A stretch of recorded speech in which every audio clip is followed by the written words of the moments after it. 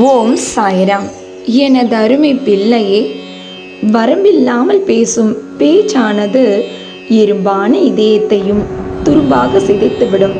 அதனால் நீ பேசும் வார்த்தைகளில் கவனமாய் இருந்தால் நீ செல்லும் பாதையெல்லாம் உனது துன்பங்கள் குறையும். நீ ஒருவரை பற்றி தவறான செய்திகளை தெரிந்தோ தெரியாமலோ பேசக்கூடாது. இன்று நீ ஒருவரை கேவலமாக சொன்னால் மற்றொரு இடத்தில் உன்னை ஒருவன் மிக கேவலமாக சொல்லி உன்னை அழித்தே விடுவான். உதாரணத்திற்கு, உனக்கு யாராவது துரோகம் செய்திருப்பார்கள் என்றால் அப்படி துரோகம் செய்தவரை பற்றி யாரிடமோ அல்லது உன் வீட்டு நபர்களிடமோ சொல்லக்கூடாது.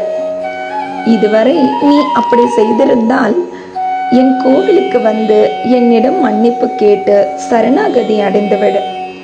முடிந்தவரை யாரை பற்றியும் உனக்கு துரோகமே செய்திருந்தாலும் பின்னால் பேசாமல் வாழ கற்றுக்கொள்.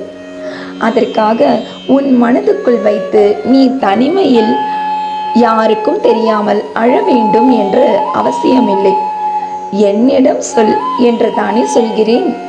மேலும் உன் சுதந்திரத்துக்கு ஆபத்து நேரும்படி யாருக்கும் உன் விஷயத்தில் முடிவெடுக்க சுதந்திரம் தராதே. உன் விஷயத்தில் ஏதோ அக்கறை உள்ளது போல் உன் நெருங்கிய உறவொன்று தேவையில்லாமல் முடிவெடுத்து கொண்டிருக்கின்றது.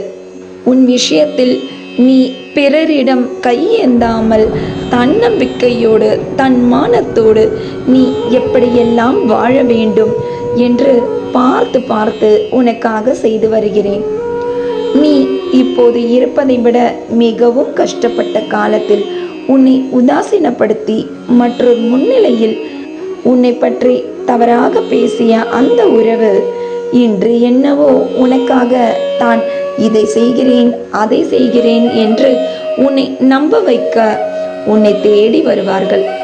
அதையெல்லாம் நீ நம்பாதே. அப்படிப்பட்ட போலியான உறவை உனக்கு இன்னும் 24 மணி நேரத்தில் அடையாளம் காட்டப் போகிறேன். ஜாக்கிரதையாக இருந்து கொள். உனக்காக நன்மை செய்கிறேன் என்று சொல்லி உன்னை பம்பில் மாட்டிவிட்டு செல்வார்கள். இப்படிப்பட்ட போலி ஒருவிடம் இருந்து தள்ளியே நில். இல்லையென்றால் நீதான் நஷ்டப்படுவாய்.